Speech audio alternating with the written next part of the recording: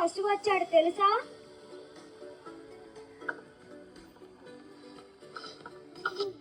Don't love Mokshith, నువ్వు కూడా first రావచ్చు. అలా రావాలంటే ముందుగా నువ్వు సినిమాలు టీవీలు చూడడం మానేయాలి. ఉదయం 5ంటికి లేచి చదవడం మొదలుపెట్టు. నేను ఇచ్చే హోంవర్క్ వాయిదా వేయకుండా వెంటనే పూర్తి చెయ్యు.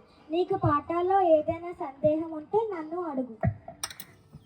మేడం, నేను అలా చేస్తే ఫస్ట్ ర్యాంక్ తెచ్చుకోగలనా?